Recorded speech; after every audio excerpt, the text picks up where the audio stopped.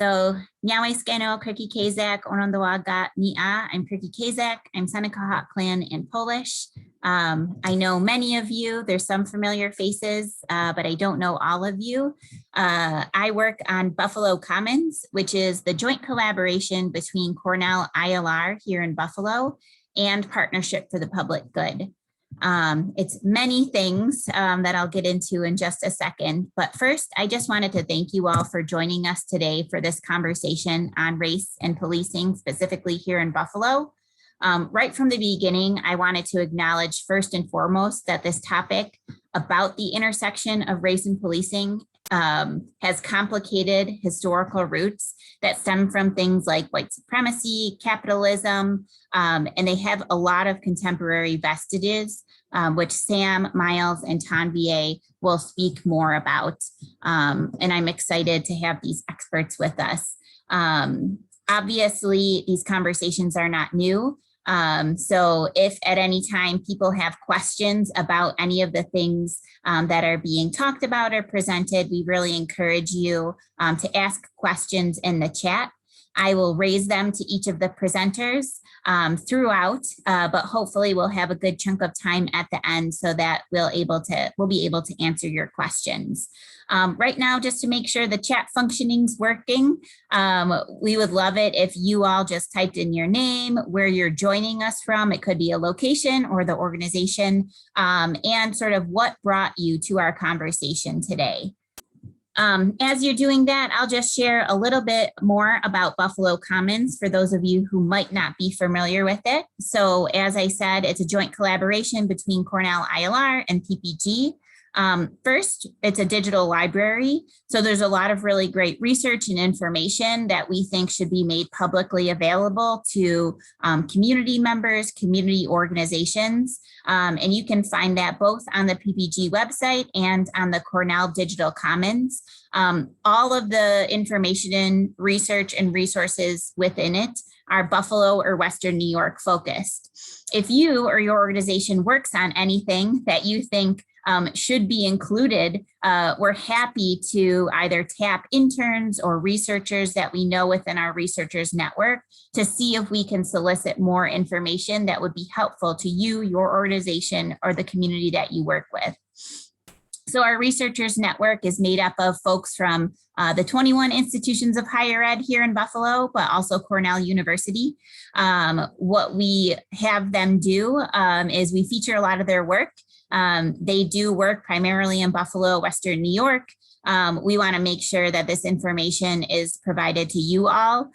So the final thing that we work on is workshops like this one. There's a lot of really great information going around, but oftentimes we see it's not always shared between our community partners. And so that's one of the things that we try to do is both build knowledge about things like policing or other issue areas like arts or education, but we also want to help build skills. So if you are skilled at teaching any thing that you think that our community partners might benefit from, you have an opportunity to help host one of these workshops as well. So we highly encourage you to reach out to us if that's something that you or your organization are interested in. I see people's responses are trickling in. Thank you all for joining today. And then the final thing that I wanted to do before I pass it off to Sam is I'm going to read our territorial acknowledgement. So in keeping with regional protocol, I'd like to start by acknowledging the traditional territory of the Haudenosaunee and by honoring the sovereignty of the 6 nations, the Mohawk, Cayuga, Onondaga, Oneida, Seneca, and Tuscarora, and their land where we are situated and where the majority of our work takes place. In this acknowledgement, we hope to demonstrate respect for the treaties that were made on these territories and remorse for the harms and mistakes of the far and recent past. And we pledge to work towards partnership with a spirit of reconciliation and collaboration. Thank you all, and I'll pass it to Sam to get started. Thank you, Kirky, and thanks everyone for joining us today. I'm going to offer sort of an overview of the issue, and then Tanvier and Miles are going to dive into a little more detail on mental health and police accountability in particular. And I'll be talking about sort of big picture, what is driving some of the disparities in our criminal justice system, particularly around policing, but then also talking about what's happened so far and where some of the remaining key issues that we need to make progress are. So our work on this issue stems from our mission as a community-based think tank at Partnership for the Public Good, which means that we work on the issues that our partners, over 300 local organizations, prioritize. And one of the ways they prioritize them is through our community agenda process, where the partners actually vote each year on their key priorities. And in recent years, in particular, issues of policing and criminal justice have risen to the top. You can see in the 2021 agenda that policing and mental health was the very top issue that our partners identified. So we've done a lot of research on these issues, and as Cricky mentioned, the Buffalo Commons is a great place to find some of that research. So anything that we talk about today that you want more information on, chances are very good that there's information in the Buffalo Commons about it. But our work really started about 5 or 6 years ago, when our partners began asking us about racial disparities in the criminal justice system, and we began investigating them. And someone who's on the call today actually did our first report on the topic, Alarming Disparities. Erin Carmen produced that report, and this is one of the key graphics from that report, and it shows that in Erie County, African Americans, for example, are less than 14% of the population, but account for 42.6% of the arrests. And you can see from the red bar that shows poverty population that there is a strong correlation between poverty and arrests and convictions and sentences. When it comes to the white population, that correlation is quite exact. But you'll notice that with people of color, it doesn't explain at all. There's clearly a very strong racial component to these disparities. And so then the question becomes, what's driving these disparities? And by the way, these are worse than national averages. So obviously there are intense racial disparities throughout the nation when it comes to criminal justice, but we're doing worse than average here in Buffalo and Erie County. So what's driving these? The answer in brief is systemic racism. And what I mean by that is the combination of the past racism that has created present day inequalities, current racism, both explicit and implicit, combined with the superficially neutral policies that have disparate impacts. So when you put together past racism, current day racism, and superficially neutral policies with racially disparate impacts, that to me is one way of describing what systemic racism means.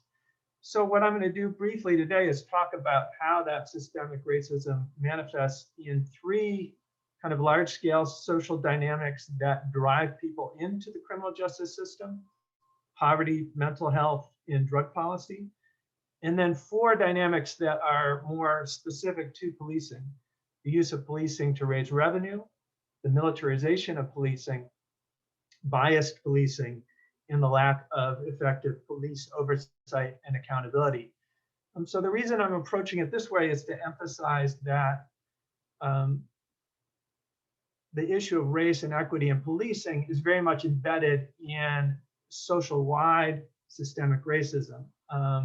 And that to eliminate the disparities that we're talking about, we need to work intensively on policing, but in the whole criminal justice system. So we're not really going to talk today about prosecutors, judges, probation officers, other parts of the system that are critical as well. But even moving beyond that, we're going to have to deal with systemic racism as it manifests throughout society in all these areas to reduce these disparities, as well as talking specifically about policing. So we'll start with poverty. We have, again, worse than average racial disparities in poverty in Western New York. And here you can see the child poverty rates in Buffalo, Niagara Falls metropolitan area. And that poverty is, it's highly segregated. We have both intense racial and spatial disparities. So here you can see where people are distributed by race in Erie County, and also where race and income overlap. No surprises there, but it's very intense. It's worse than most places. On the Black-White Index, it's the 6th most segregated metro area in the whole nation.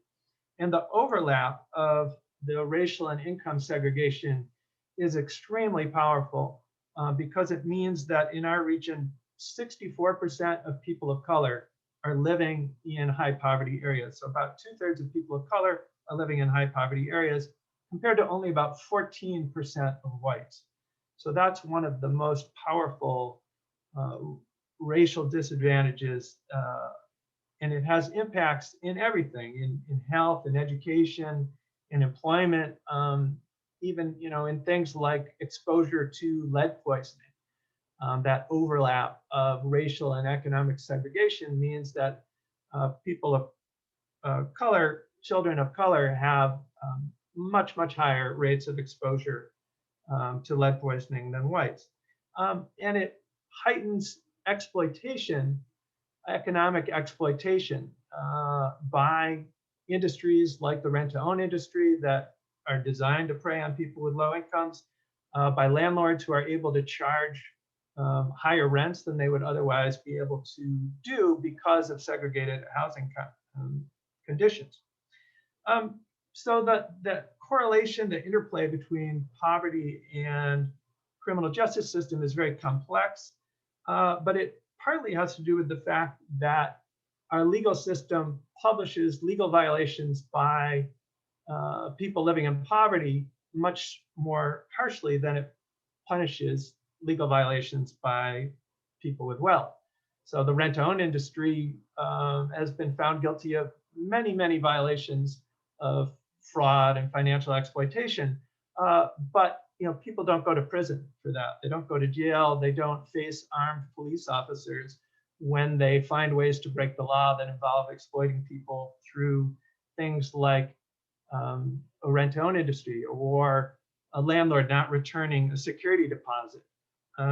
So that dynamic is one of the things that drives people with low incomes into the criminal justice system. And of course, that's highly racialized itself, because part of the reason for those disparate punishments is not just income, but it's also perceptions of race and how those operate. One of the ways that the economics play into the criminal justice system is the bail system. And here's an area where there has been very notable reform. We did a study about bail in Buffalo a couple of years ago as part of the statewide bail discussion. We found that judges in Buffalo were setting very high bail amounts, much higher than in New York City. And we found that there was extreme racial disparity in your chance of getting released without bail or having to pay cash bail. There's also a strong interplay between poverty and the criminal justice system that relates very much to policing and policing methods. So when cities institute broken windows policing, as it's often called, or quality of life policing, or policing practices that tend to scoop up large numbers of people living in poverty, that drives many people into the criminal justice system. And these were nationwide trends, but they were big in Buffalo. This is an online biography of Mayor Brown from a group that he's involved with. And it was interesting to me that this biography is still up on the website, but it reflects prior priorities of his, where the very first thing he emphasized in his biography just a couple of years ago was his zero tolerance law enforcement and his highly successful Operation Strike Force. That would not be part of his biography today, but until very recently, this was not just city policy, but it was a policy that the city was very proud of. So we have made some important progress on these types of issues in recent years. Bail reform being a big one, much reduced use of cash bail throughout the state. It's having a big impact in lowering the numbers of people incarcerated. Here in Buffalo, a shift away from strike force that was disbanded, and an increasing emphasis on different styles of policing. But obviously there's a lot more that would need to be done if we're going to start reducing this impact of systemic racism as it manifests in poverty and poverty disparities, and that funneling people into the criminal justice system. So, society-wide, we have to address issues of income and wealth, creating quality jobs, attacking employment discrimination. But it also requires really a new view of public safety and shifting funds out of policing and into areas like jobs, education, health, and neighborhood renewal. It requires us to ask the question, what is really going to make us safer? There's great research, for example, that shows that teenagers who participate in summer jobs programs are much less likely to be arrested for crime than their peers. So what's the better investment in public safety? Is it hiring more police officers, or is it hiring more urban youth in a summer jobs program? What will make us safer? What will reduce crime? What will have other beneficial effects and reduce some of the negative impacts of relying on policing? So poverty is one of the big sort of funnels into the criminal justice system. Mental health is another one. And over the past decades, as many of you know, we moved from a model where we were institutionalizing many people with mental health problems to one where we were ostensibly going to rely on community-based treatment and community supports. And the problem, of course, is that we did the one without doing the other. We deinstitutionalized fairly successfully, but we never adequately provided the community supports that people need to live successfully on their own. And as a result, police have become first responders to many mental health issues. Jails and prisons have replaced residential mental health facilities as the place where many people with mental health problems can be found. In fact, 64% of jail inmates have mental health problems. So almost 2/3 of people in jail in America right now have a mental health problem. In many cases, not diagnosed, in many cases, most cases, not adequately treated. And these mental health problems are not evenly distributed. So again, how does systemic racism manifest in these different places? Well, when it comes to mental health, it manifests in that people of color are much more likely to have serious psychological distress than whites. And that has to do with not just disproportionate poverty, which has bad mental health outcomes, and also, of course, limits your access to quality mental health care, but also just the stresses and damage done by inequity itself, causing significant mental distress. So race and income are highly predictive of mental health issues. And Tanvi will go into the question of progress that we've made in this zone and what still needs to be done. So I won't say more there. I'll move on to drug policy. The issue here is really that we have relied on the criminal justice system to deal with the question of drug usage rather than or disproportionately compared to sort of viewing it as public health problems. And again, this isn't sort of a racially neutral question, because the way that the nation has responded to the question of drugs has always been highly racialized and driven by white perceptions and fears and linkages that whites have made about drugs and race, despite the fact that whites tend to use drugs more than people of color. That's not sort of how the popular stereotyping has worked. And so the way that we've responded, to the issue of drugs is overwhelmingly been to criminalize them. And it was very revealing in recent years as the opiate crisis worsened, and it was very clear that it was impacting many white people and many people with higher incomes. Suddenly the response, shifted. And here's a slide of county leaders and law enforcement talking about a new opioid program that would allow people with addiction to get help, walk into a police station and get linked to proper treatment instead of getting arrested. This response obviously was never made at the height of the crack cocaine epidemic. So it offers insight into why race is such an important factor in how we deal with these issues. Another good example is how we traditionally dealt with marijuana. Again, research shows that whites use marijuana about the same or slightly more than people of color. And yet in Erie County, although most of the population is white, overwhelming majority of the arrests for marijuana possession were of African Americans. So clearly there was something going on that had a lot to do with race in how we were implementing drug policy, as well as how we formed it in the first place. This is another issue where there has been significant progress. Obviously, the legalization of marijuana is a big deal. The bill that was sponsored by Crystal Peoples-Stokes that brought a very strong racial equity lens to the issue of marijuana was the one that passed. Even before that, advocacy had prevailed upon the city to mostly stop arrests for low-level marijuana possession. But obviously, there's a lot of work left to be done in how we view drugs, and following the lead of countries like Portugal that have really successfully converted to a public health model rather than a criminal justice model for how they deal with the question of drugs.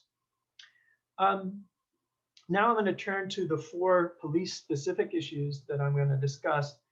And the first one is the monetization of policing, or the use of policing to raise revenue. And this, really burst on national attention because of what happened in Ferguson, and the fact that, as the Justice Department investigation made clear, that the town of Ferguson had really turned toward fines and fees as a critical source of revenue for the town, and there was a lot of pressure on the police to impose fines and fees.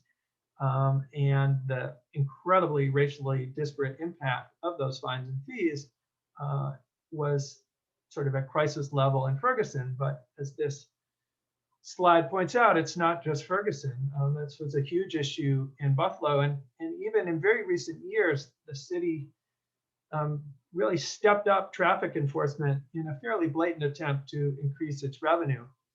So you can see from this slide that from 2014 to 2015, there was a huge jump in the number of tickets, traffic tickets, that the city was writing.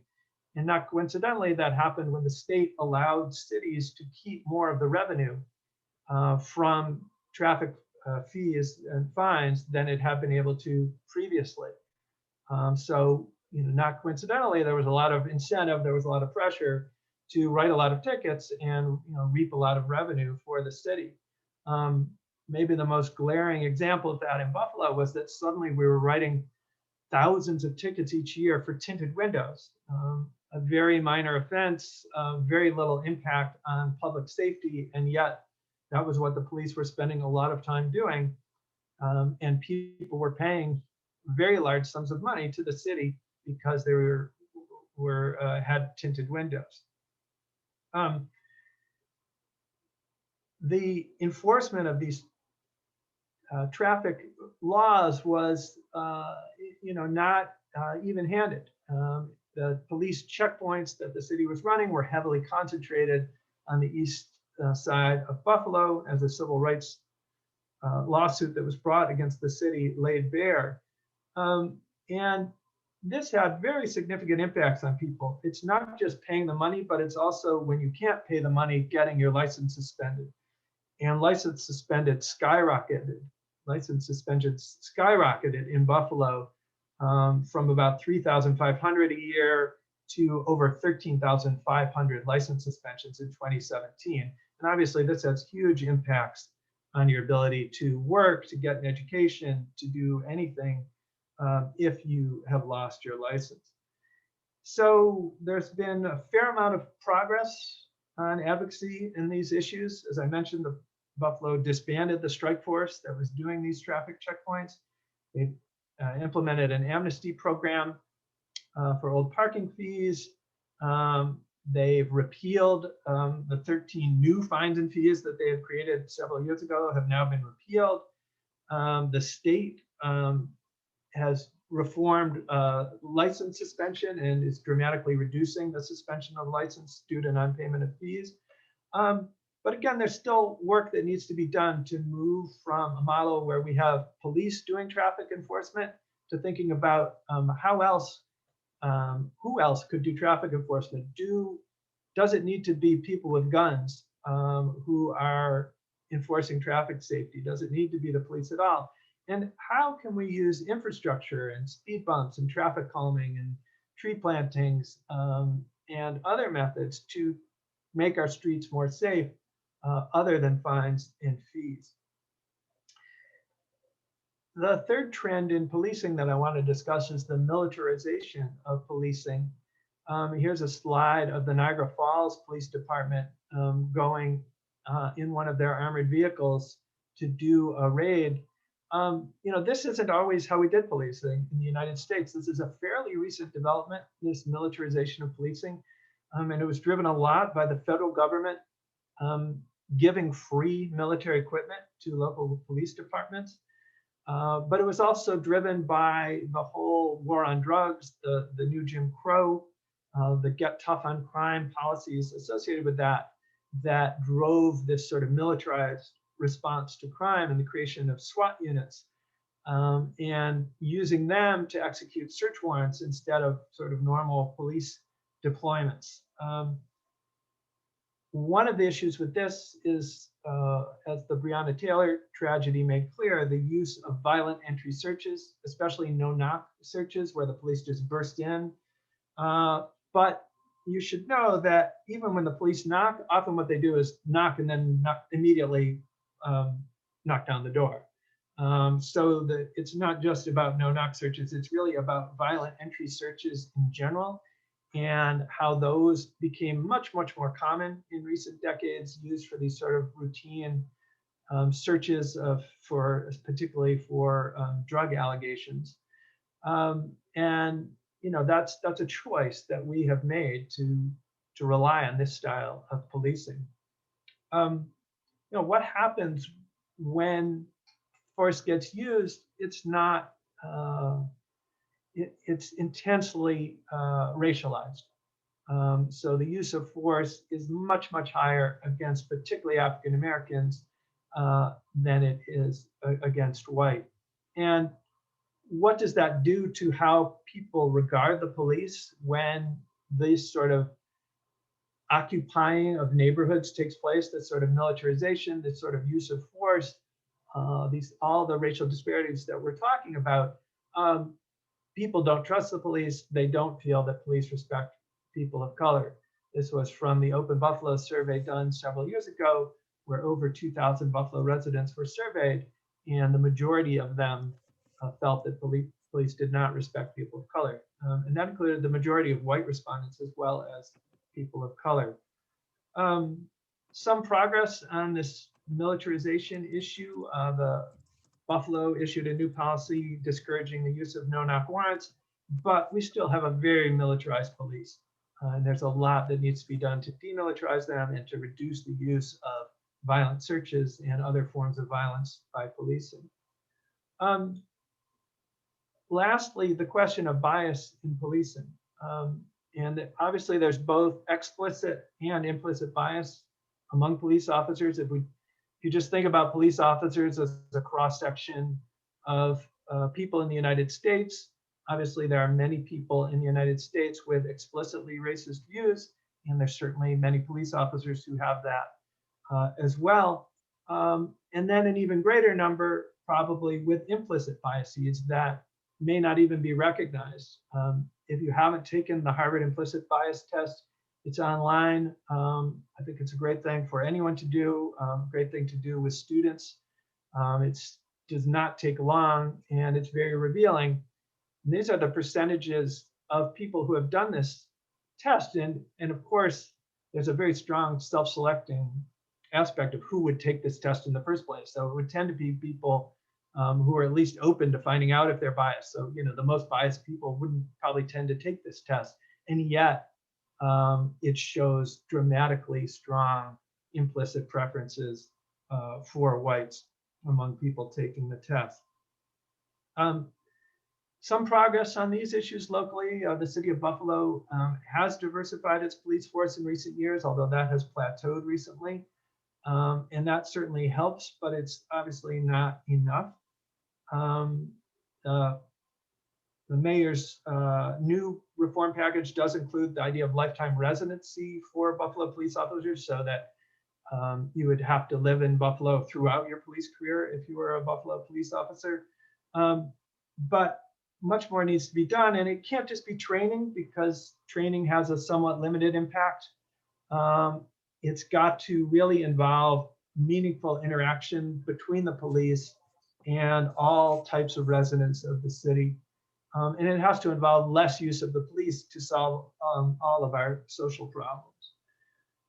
And the final issue, lack of accountability and oversight. This is a slide of Carrie O'Horn at a rally in Buffalo. Miles is really going to dive deeper into this, but I just want to lay the groundwork by saying that there have been many, many instances of police corruption, of police violence, of police lying in testimony, and yet, very limited response to it, partly because we've been relying mostly on internal affairs of the police department to police, itself, and obviously that's not a strong recipe for oversight. Shocking, we learned as we were researching the police that although the city charter called for them to be an accredited agency, they were not accredited. And the main reason they had not pursued accreditation was that they had bargained away performance reviews. They do absolutely no performance reviews of police officers currently. The city is trying to bargain for that in its current collective bargaining that's going on now. But there has been some progress. They did get accredited. They did institute body cameras. They did pass Carriel's law that requires a duty to intervene among police officers when a fellow officer is using force illegally. But obviously there's a lot that needs to be done, and Miles will talk more about that. So I'll conclude my portion by just reflecting a little bit. For all that needs to be done, there have been a lot of changes just in the last couple of years. Compared to other issues that I've worked on at PPG over the last 10 years, policing is probably the area where there have been the most substantive policy changes achieved in a relatively short period of time. And again, it's a fraction of what needs to be done, but it is, there have been some quite meaningful changes that have been made. And so how did that happen? It certainly helped that we had good data for what was wrong, that we were able to draw on best practices from around the country and bring some of those to Buffalo, like the LEAD program that Tom VA will talk about. It helped that so many different groups were pressing for police reform, using different styles, different constituencies. The press was critical. It mattered that different candidates got elected, that a new majority in the state legislature was willing to tackle some of these issues. But I think that the key to all of this was massive public pressure. Essentially, the Black Lives Matter movement and the way that it manifested in Buffalo with really significant rallies and persistent, very large scale public pressure on public officials. That to me was the single most important ingredient. So I'll stop there. Quickie, I don't know if you wanted to take like one question now before we transition. I'll leave that up to you. Yeah, I think we're going to pass it to Tanvi right now, but we're going to encourage folks in the chat to ask a question. Thank you so much. I will just say that we have a significant policing problem, not only locally, but also nationally. It's why police violence is the 6th leading cause of death for young Black men across the country, and why Black and brown people, including right here in Buffalo, are arrested at disproportionately higher rates. So as we start to think about ways that we can be safe when it comes to public safety, I also think that it's important that we also raise questions about why certain demographics throughout various communities often do not have the same investments as other communities do, that therefore serves as justification for more policing and keeping them at the center. And so with that, Quickie, if you could go to the next slide, please. As we all know, last year in 2020, with the deaths of Ahmaud Arbery, Breonna Taylor, George Floyd, and the endless hashtags that go through a rinse, wash, and repeat cycle, there were a lot of civil unrest and uprising. And in response to that, in June 2020, Governor Cuomo signed an executive order mandating all local police departments create a reform plan by April 1st, 2021 to receive funding as part of the New York State Police Reform and Reinvention Collaborative. And so Mayor Brown's Commission on Police Reform and Social Reconstruction released a draft of their recommendations in March 2021 after months of meeting. And unfortunately, residents only had a few days for public comment ahead of Governor Cuomo's April 1st deadline. So across our state, this was really the opportunity for local jurisdictions to think about how they wanted to reimagine police and what that would look like. And so here in Buffalo, as you could see, I list some of the reforms. It's basically BPD ensuring all officers are compliant with current policies and practices. As Sam mentioned, career residency for newly hired officers, performance evaluations, empowering residents through a commission on citizen rights and community relations, also some data transparency components, and increased community interactions, and implementing a law enforcement assisted diversion program. And so with these, there was a significant community response where many felt that these recommendations did not go far enough to reimagine public safety and also keeping communities most harmed by police violence safe. And so just to parallel our recommendations to New York City, for example, their city council not only ended qualified immunity for police officers, but created an independent civilian review board and empowered them with some disciplinary powers when it comes to police accountability. So again, when we think about reform, we have to think if we're doing just enough that would make it incremental in our progress for change, or if we're really doing things to address the deep-rooted systemic issues and how far we're willing to go, which I will leave that up to everybody else. Next slide, please. And so one of the things that was a recommendation is LEAD, which is a pre-arrest diversion program. I have the pleasure of being the Buffalo LEAD Working Group Coordinator and working alongside a lot of people who for many years tried to see this happen. And so we're very thankful that, hopefully it will be rolling out this year. As an update, we are currently working with the city legal department and also the mayor's office to finalize the MOU and get it rolled out. So if you haven't heard of LEAD before, it's basically an opportunity for people with unaddressed behavioral health needs to receive trauma-informed support without relying on the legal system as a gateway to services. And in 2019, a report found that LEAD not only reduces the likelihood of incarceration, but also results in significant cost savings for our legal system, ultimately minimizing the revolving door of individuals frequently cycling in and out of the justice system. And so also a 2019 evaluation of a LEAD program in the flagship Seattle location revealed that compared to a system as usual approach, which typically is arrest, booking, and prosecution, LEAD participants had an 88% lower odds of prison incarceration relative to comparison participants who went through the legal system. So LEAD makes sense. It's a pre-arrest diversion program, and more importantly, it meets people where they're at. And so in Buffalo in 2019, we know that about 57% of all arrests were for misdemeanors, or low-level offenses. And so with LEAD, there are some qualifiers, and a lot of it is being low-level offenses. And so we're hoping to roll out LEAD, as I mentioned before, because it really gets to the root of an issue and not criminalize the symptoms. And therefore putting people into the mass incarceration system. Next slide, please. And so another thing that we wanted to talk about today is removing police from mental health response. And what we know is that the pandemic continues to have detrimental effects on mental health, especially in historically marginalized populations as tensions between law enforcement and over-police communities rise.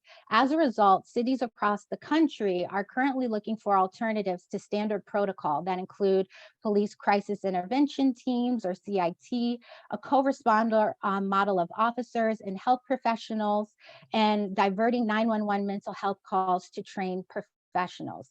And so we saw that in 2020, our area made headlines, and they still do, for Daniel Prude, who died on March 23rd, 2020, after Rochester police responded to an emergency call. He was wandering the streets naked after experiencing a mental health episode and ingesting PCP. And Prude's death was ruled a homicide and was the result of officers forcibly holding him down with a spit hood over his head for more than 2 minutes. Here in Buffalo, in September of 2020, Buffalo police shot Willie Henley, a 60-year-old homeless man, after responding to a mental health crisis called after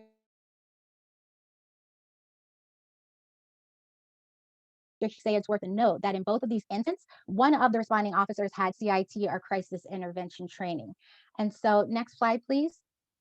Here's what we know about police and mental health response. And so nationally, these are some of our statistics that we found, is that 6 to 10% of all police interactions are with persons with a serious mental illness. And more than 50% of individuals with mental illness killed by police were fatally shot inside of their homes. So again, when we talk about public safety, we need to reimagine what that looks like and how to keep people safe, especially those who are dealing with mental illness. And finally, persons with untreated mental illness are 16 times more likely to be killed by law enforcement. Next slide, please.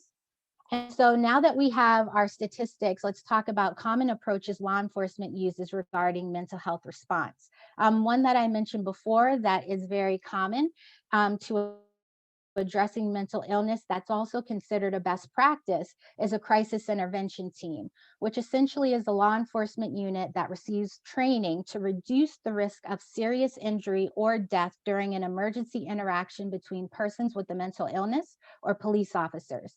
These teams typically require about 40 hours of training and can incorporate community services, including coordinated drop-offs to behavioral health resources and pre-booking jail diversions. So CIT International notes that there are about 3,000 CIT programs across the globe, including in Buffalo, with over 100 of our officers trained in crisis intervention. And though CIT aims to reduce harms persons with mental illness experience during an intervention, research, however, does not demonstrate a considerable decrease in fatalities during police encounters. One research echoes concerns over CIT's effectiveness, noting no study has demonstrated positive benefits of utilizing CIT regarding use of force. Others also point out that there is no significant difference concerning use of force practices with officers without CI training and those trained in crisis intervention. Next slide, please. So another common approach to police responding to mental health calls is through a co-responder model where officers work with social workers who accompany them on police calls. And though co-responder models vary, the general framework is thought to have positive benefits, including reducing use of force and increasing access to care. You would know that here in Buffalo, or maybe you don't.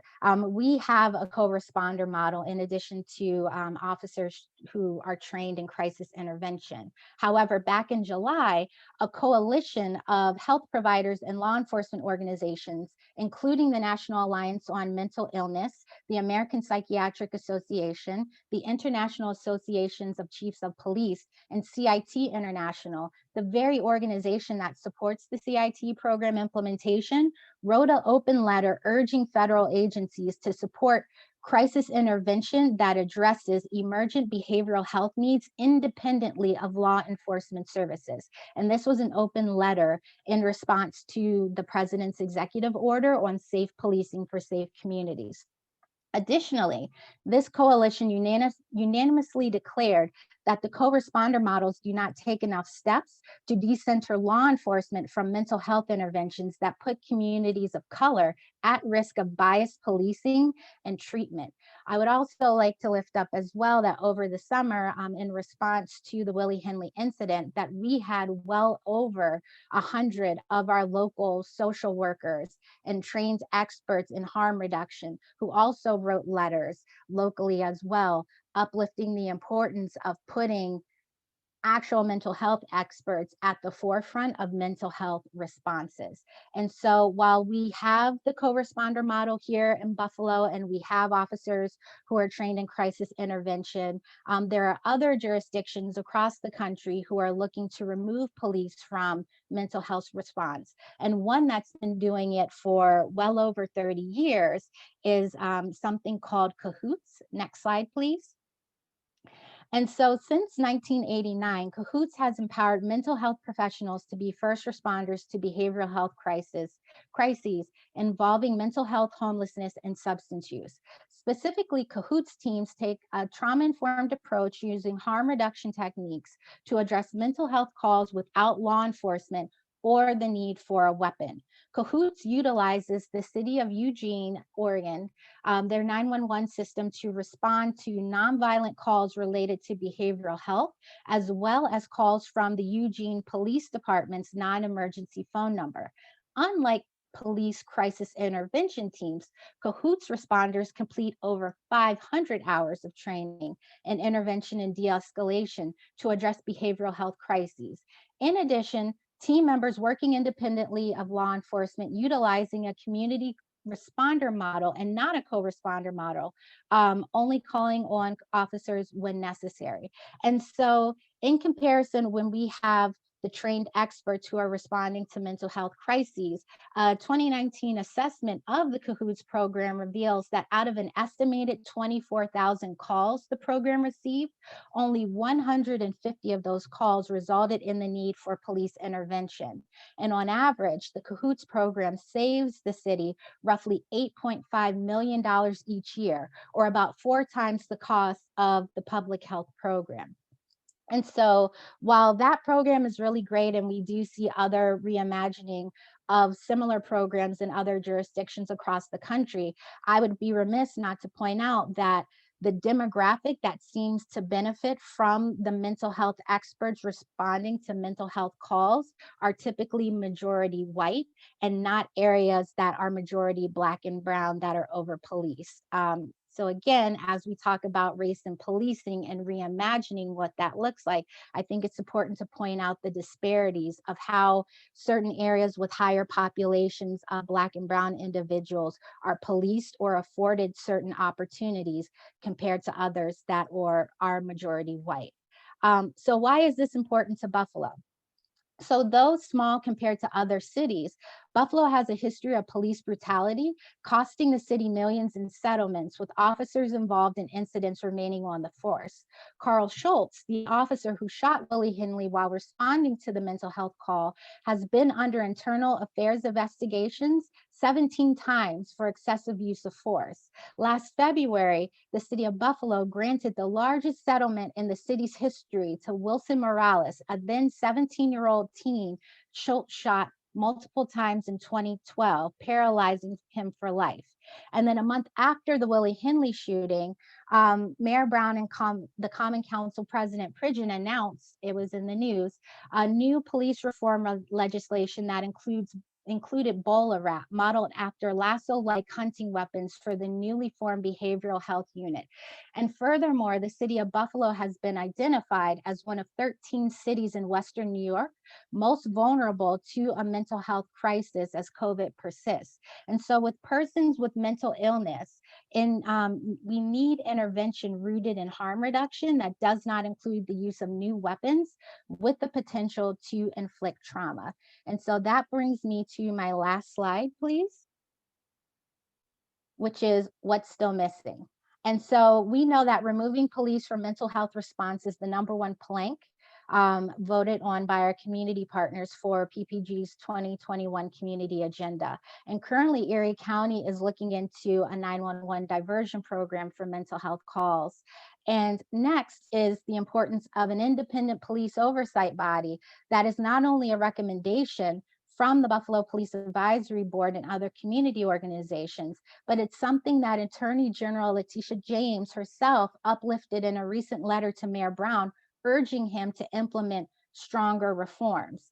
And then on the state level, there are some bills that are currently on the floor, like creating a statewide law enforcement misconduct database. So when an officer is fired, he doesn't just go to a different jurisdiction and is now rehired and empowered to enforce the law however he, she, or they sees fit.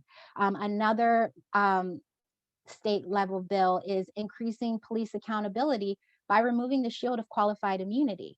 And so we see both on a national level and also like across the state as well, that it's very hard to hold law enforcement officers accountable. A lot of that is through the collective bargaining agreements that they have with the city that they are overseeing. And a lot of that is through qualified immunity that shields them from basically being held accountable for the crimes that they commit. And so that's something that is a state level bill that's on the floor. And then I believe back in February of this year, Daniels Law was introduced on the state level that would hopefully remove police from mental health calls, not just something that they're trying to do in Rochester, but across the state as well, if that goes through the New York State legislature. So again, as we think about race and we think about policing, we have to think about the system, where it's been, how it was founded, its original purpose in this country, and whether or not the incremental reforms that we continue to see every time Black and Brown bodies are killed and brutalized, if they go far enough.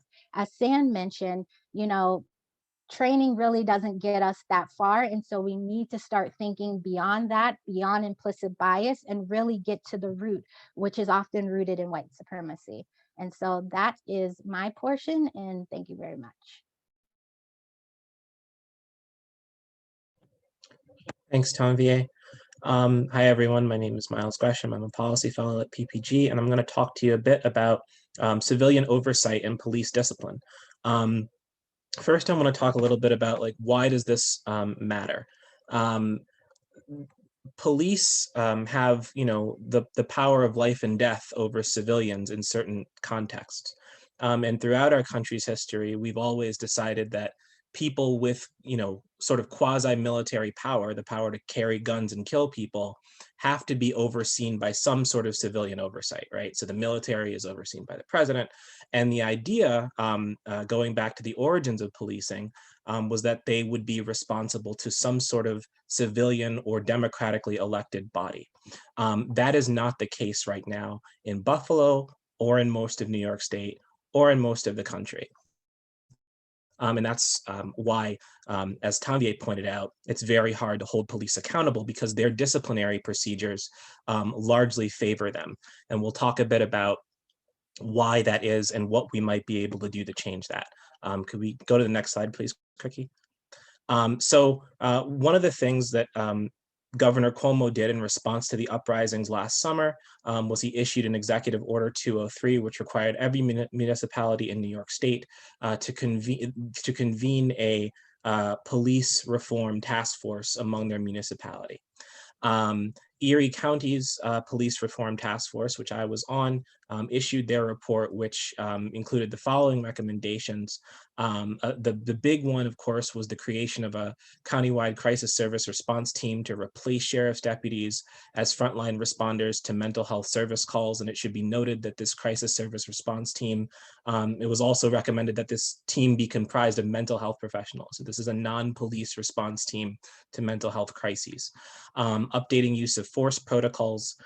So of course, when we see police do something egregious, and often we might hear, well, he's justified by doing that by the use of force policy, right? We saw that in Rochester when a 9-year-old girl got pepper sprayed, and the police locust club there, their union came out and said, well, he followed the rules, right? So updating those use of force protocols to make them more humane and more just.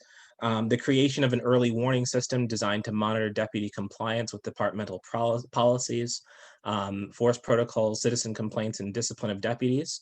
The creation of a new citizen review board with the power to investigate citizen complaints and, in consultation with the Professional Standards Division, and to the extent permitted by law, discipline sheriff's deputies. We'll talk about that to the extent permitted by law bit in a second, but there's a reason why that was put in there, and we'll talk about that in a minute. And of course, diversity in hiring and random drug testing for all deputies. Could you go to the next slide, please, Cricky? Thanks. The task force's report also included the following findings, among others. We found that deputies responded to calls in the city of Buffalo more than any other municipality within the county. So responses in Buffalo comprised about 17% of their responses, mostly downtown in the areas that they police between the county buildings and the family court buildings and the other court buildings in the area. And the other responses were less of a percentage of their total time in other towns. So even though they are overwhelmingly white, with out of 146 patrol deputies, 144 being white, they respond most often in environments where at least half, and often because of the nature of downtown, more of the residents there are African American. Also, most important, well, not most importantly, but one of the most important things we found is that 95% of calls deputies responded to were for non-criminal matters. So that, again, it goes back to what Tanvier was talking about with respect to CAHOOTS and the savings that program presents to cities that implement it. It's not only a life-saving system and a system to get mentally ill people the help they need, it's also a cost-saving system because it filters out the calls that police don't need to go to and send someone else who's cheaper for the city to dispatch. It should also be noted that the county task force was overwhelmingly white, and its respondents to its public surveys were over 80% white. And I think that what we've seen in these task forces, for the most part, certainly in Western New York and generally across the state, is that there were some trends. The first trend is that police and those who are responsible for upholding the status quo came into these meetings with a unified presence, with reports already generated, with an agenda already kind of clear. And those who were on these task forces who were actively seeking reform were sort of scattered about. There were, one or two of us on one task force, one or two of us on the other, and the results reflect that, right? Most of these recommendations, as Tanvier said, are piecemeal. These are not, things that, these are things that if implemented would help, certainly, but these are not things that cut to the heart of our problem with policing, which is their ability to brutalize mostly Black and brown citizens and get away with it. Next slide, please. So on that note, it's important to note that the Police Advisory Board, the Erie County Reform Task Force, and the State Attorney General have all called for independent civilian oversight with the power to discipline law enforcement officers. Again, that would bring law enforcement back in line with what its original stated purpose was, which was to police people, to have the power to use force, but to also be accountable to a civilian body, a democratically elected body. We often hear local officials and police union leadership say that, these measures aren't legal, right? We've heard the mayor say some of these reforms would be great, but state law won't allow it, right? We'd love to fire bad officers, but state law won't allow it, and the grievance procedures won't allow it, right? And that's partially true in that the grievance procedures as outlined in the Buffalo police contract and in most police contracts largely favor police. The way that they do that is that they generally allow police to go to an outside third party if they don't like the ruling of their police commissioner. That's something that's true for Buffalo police. It's also true for most police throughout the country. There was a study put out by the University of Pennsylvania Law Review in 2019, which surveyed 656 police contracts and found that in most cases, discipline was, the final decision on discipline was left to an outside third party, not to any democratically elected official or public official, or anyone appointed by a public official. And so that's a bit different from what we see in other unions. The other thing that's different, of course, is that when an officer is brought up on charges, the department that investigates those charges, the Department of Internal Affairs, is staffed by people from the same bargaining unit. So it's a matter of police and rank and file police policing rank and file police. And that's why you have someone like a Carl Schultz who can go through this process 17 times, paralyze one person, cost us $4.5 million, and go right back out, kill another one, or almost kill another one, rather, shoot another one. And in other cases, of course, we have had officers who have killed individuals, like the officers who killed Jose Hernandez Rossi and Wardell Meach Davis, who are back on the force. So what do we do about that? Where do we go from here, right? What does state law actually say about what we can do about this problem? Well, state law usually says that police have a right to the disciplinary procedures that are outlined in their contract, right? The Taylor Law, which controls most of public employee collective bargaining, says that clearly. But there's a really important exception that Western New York public officials seem to have overlooked. And that's the exception found in Civil Service Law, Section 76, subsection 4, which says that pre-existing laws that provide for the control of police discipline are grandfathered in. There was a big court case in 2006 at the Court of Appeals, our highest court in this state, matter of Patrolmen's Benevolent Association of the City of New York versus the New York State Public Employee Relations Board, where the Court of Appeals held that we hold that discipline may not be a subject of collective bargaining under the Taylor Law, where the legislature has expressly committed disciplinary authority over a police department to local officials. What does that mean? That means that if the state legislature gave local officials power to discipline police, they still have that power regardless of what the collective bargaining process says. And they've upheld that position in New York City in 2006. Cricky, could we go to the next slide, please? They also upheld it in 2012 when the town of Wallkill instituted new disciplinary procedures outside of the agreement that they already had with their police. And the Court of Appeals upheld this in Schenectady in 2017 when Schenectady did the same thing. So what does that mean for Buffalo? Well, in Buffalo's earliest charter granted by the state legislature in 1832, Number 30 among the enumerated powers of the council was to regulate the police of the city. In 1914, the state legislature updated the city of Buffalo's charter and said specifically that the Common Council has the right to discipline police. So we do have that right to discipline police grandfathered into our own charter. In 1928, after the city got the right to write its own charters, the city wrote different versions of those charters. And as early as 1949, the charter of the city of Buffalo gives the police commissioner the power and duty of governing and discipline the department. So what that means is that the police commissioner should be able to fire bad police, and the collective bargaining agreement doesn't control what happens there. It also means, though, that the state vested the power to discipline police originally in the Common Council. And that means that the Common Council, if it wants to change the charter, like a charter amendment to institute a police advisory board with disciplinary and subpoena power, it can do that. That's also something that was backed up by the state attorney general recently in her letter.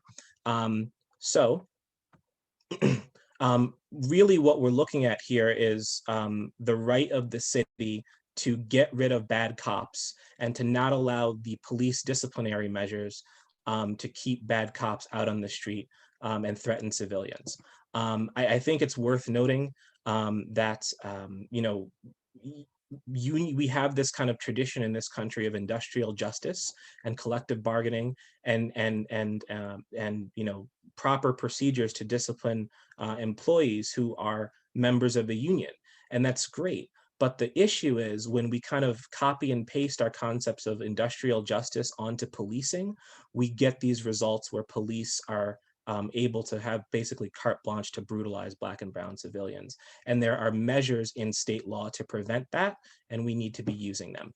And one of those is to amend our charter to allow for a real police advisory board with real teeth.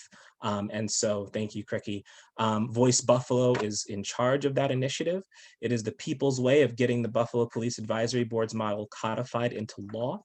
The people have presented this model on several occasions to elected officials and has not been adopted.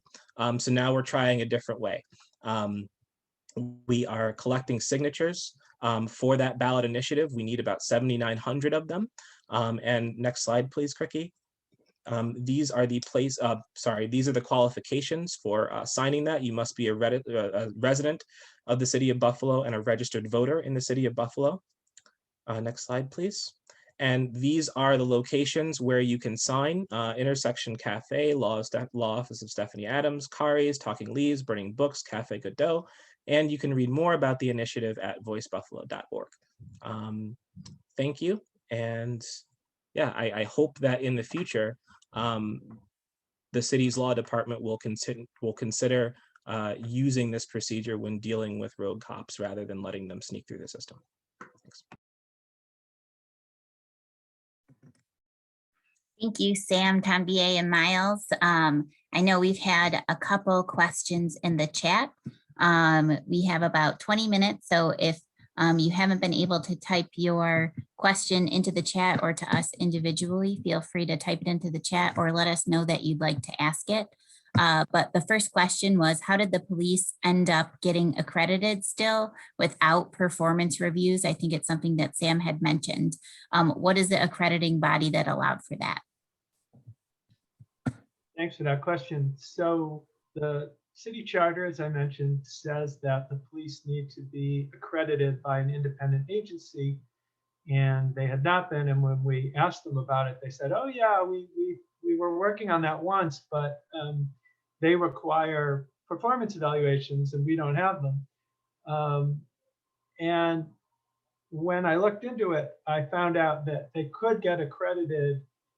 That is something that the accreditors look for, but the accreditors also have the ability to waive a requirement, at least temporarily. So I'm not actually positive if that's what happened. I think that probably is what happened, that the accrediting agency said, we're going to accredit you, but you need to work on getting performance evaluations. And so the city is pursuing that in its current collective bargaining. And I believe that that's something that the police union initially sort of signaled that, yes, they were open to that.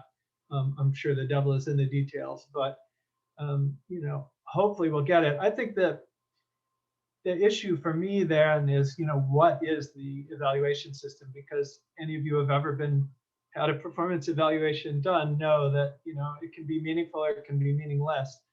So it really needs to be part of a system that actually rewards good behavior by police officers and punishes bad behavior. And it needs to be, there's research that shows that the sort of once a year sit down is not very meaningful. What is meaningful is having supervisors who actually look day to day at what the officers are doing and then give them real time sort of response to say, no, don't do that, try this instead, that sort of thing. Thanks, Sam. Another question is there an interest or effort in a comprehensive counter proposal to the 203 plans in Buffalo and Erie County? That might be for Tambier Miles. Jump in. At least on the city level, with the Office of the Attorney General writing a letter essentially saying that Buffalo's recommendations don't really go far enough, I think that there could be an opportunity if there was enough collective power to build a response, which would take a lot of community. So I will say that on the county or city level, sorry.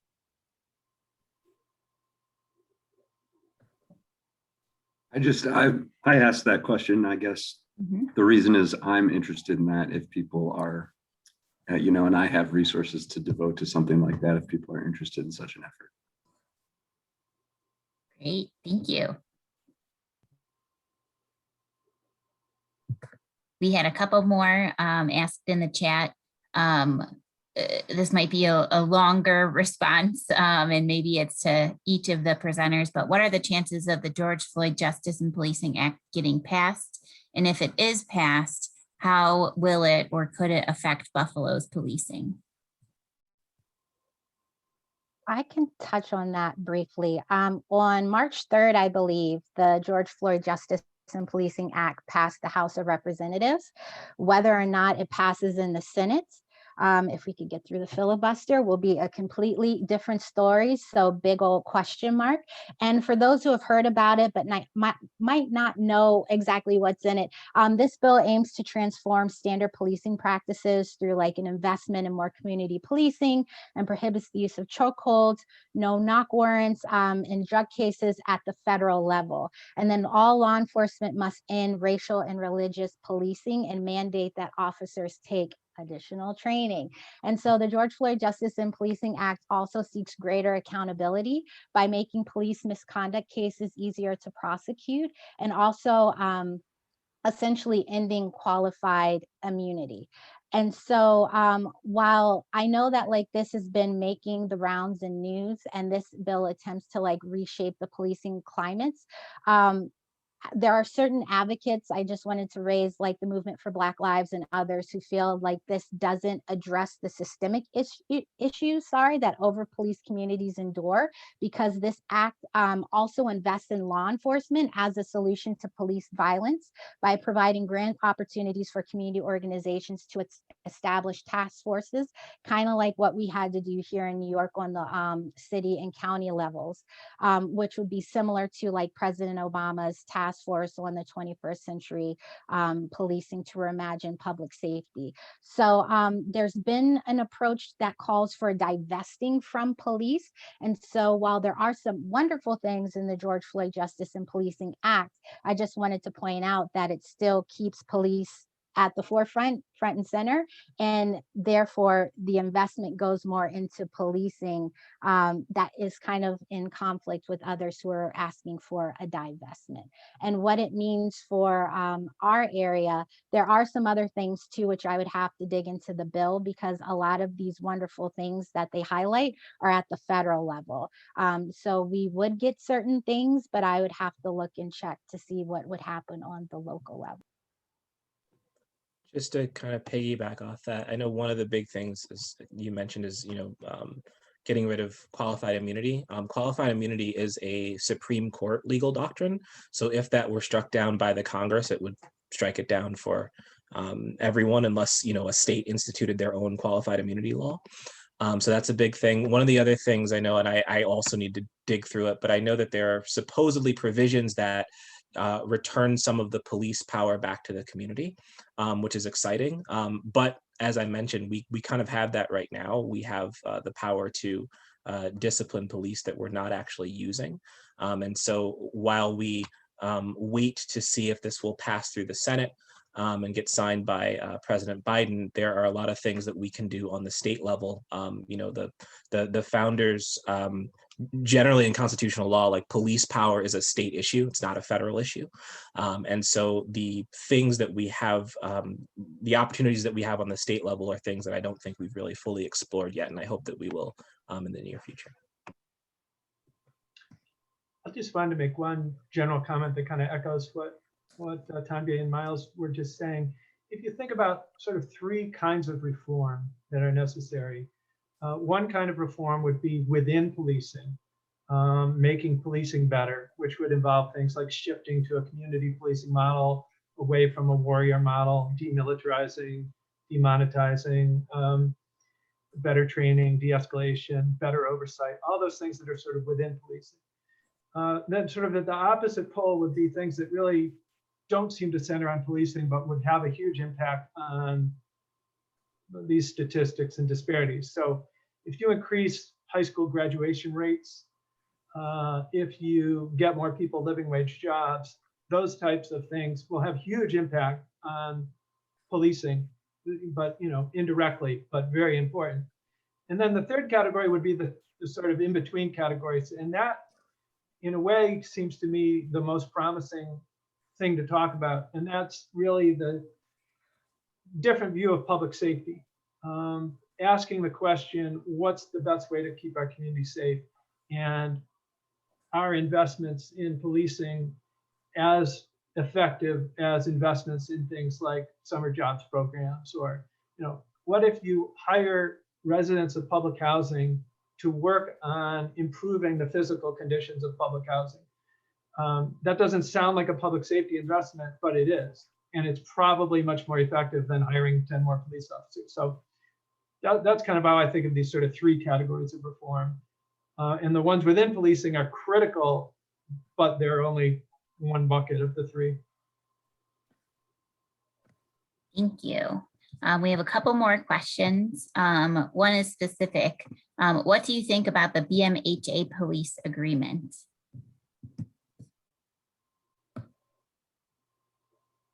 And Renato, I don't know if you wanted to voice more, or Miles, if you had a response already. Yeah, I wanted to actually ask Renato, what are you talking about, a new one, or are we talking about the old one that was disbanded? No, we have a new one. Can you hear me? Yeah, I haven't read it yet, so I don't know. Yeah, we have a new agreement, and Captain Champion is over it, and he has some community police officers that work with it. They just started recently, and I'm the chair of the committee. So he's been given reports. The one thing that I think that he did great was they were going to make some arrests with young people, and they found them mentors. So I was pretty impressed with that. And he gives me monthly reports. So I just got the first one, but I don't know how this is all going to work out, but it seems to be okay right now. But I'm just trying to understand how I should engage the committee and what I should look for, because we've been getting previous reports for every month, like where domestic violence is or this or that. And I'm not seeing the numbers changing, in the different developments. Let's say it's apartment and there's continuous issues at the apartment, and I don't see any things happening right now. So I'm just trying to figure out how to engage that. Yeah, that's a good question. Renato, if you could send me that, I'd be happy to review that agreement, and maybe we can, talk further at another time about, how you might address those questions. I did not know that the police were, I know that they have, jurisdiction there, but is this a separate BMHA police force, Renato? Because I know that we had that before, and it was very problematic. And I represented, people who, kids who were, caught visiting their friends in buildings without ID and got arrested and all kinds of like ridiculousness. And we were pretty happy when that unit was disbanded. So is this a new BMHA unit or is this the Buffalo Police? It's the Buffalo Police. It's basically just in a nutshell. It's we somewhat purchased 3 vehicles for them. They're housed in off-site, and they have specific people to deal with 15 developments. So pretty much they have like 3 officers responsible for 15 separate developments. And they call it, again, above baseline services. So, I don't really think it's possible for 3 officers to do that type of work. But if they coordinate with other police officers, it is something possibly doable. But at least so far it's working out. But only the numbers would tell over time. Yeah, it would be interesting to see how that's gonna work out. My first impression is like apprehension and horror, but if it's something that the residents of BMHA want, then they have the right to do that. I think what might be interesting is to look at, I know that at one point you were looking at hiring residents to be their own security force at BMHA, Renato, and I think that would be kind of interesting if you could kind of like combine that program, and then like maybe those 3 officers are kind of used as a last resort, just in the context of reimagining safety and the idea of us keeping us safe, if that's something that the residents are interested in. But if you send me that agreement, I'd be happy to discuss that further with you. Well, let me just say this. That is my goal, to have the residents start their own. I'm also the resident engagement committee chair. And so hopefully this month or next month, I really want residents to be part of some type of meeting. And it's going to be very hard to organize them so that they can be part of a board meeting, because that's one of the things that should have happened all along. So I want to make sure the residents can engage the board and discuss their issues. But I have to figure out how to coordinate that with the residents and prepare the agenda. Basically, our contract was $650,000 previously, but now it's like they combine a bunch of services with the city of Buffalo. So they have an agreement with the city of Buffalo to provide multiple services, and the police agreement is kind of rolled into that. So that's like $350,000 or something like that. And so they have been meeting with tenant councils, so I think that's important to at least discuss issues with them to try to address these issues. So it's new. So I want to get ahead of it. And I want to understand. That's why I'm on this Zoom meeting, to understand policing. And I do need support and help to do this, because it's new.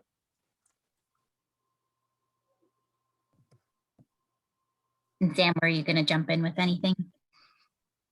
Just a quick background. When the BMHA disbanded its own police force that Miles mentioned, essentially for budgetary reasons, then that was when they first contracted with the Buffalo Police for what Renato was describing, the above baseline services, the idea that BMHA would get some kind of extra help from the Buffalo Police. And so the Buffalo Police formed a housing unit, which I think had about 20 officers, one of whom was a community police officer, but the other ones were essentially strike force. So it was separate from the strike force, but it was basically the same concept, and that was how they operated. So they were doing a lot of the stop and frisk type policing, the very aggressive, proactive policing that was yielding a lot of these low-level arrests with tremendous racial disparities. So it seems to me from what you were describing that the model that's currently being implemented is probably a substantial improvement over what we had for the last 10 years or so, which was this housing unit that was essentially a strike force. Great, thanks, Sam. I know we're approaching time. I wanted to lift up one thing that was mentioned in the chat for those who can't access it. But if anyone's interested, the Police Advisory Board is hosting a virtual forum this Thursday at 5:30 on recent mental diversion and BolaWraps recommendations, some of which have been talked about today. So the link is in the chat, but if you're not able to access it, just shoot us an email or send us a message and we'll get that to you. But I wanted to pass it back to Sam, Tambier, Miles to see if they had any last words, thoughts, or ideas. And if you all have any other additional questions, feel free to shoot us an email, but Tanvier, Miles, Sam, any last words? I will just say thank you very much for this workshop. And my God, if we can get to the day, and I say this as the daughter of a retired police officer, where we could look to law enforcement as the last resort and not the first response. So many of our communities who continue to endure the trauma and the harms of policing in its current imagination, not just here in Buffalo and across the country. It would make a world of difference, not only for us today, but just the generational trauma that we still have to endure.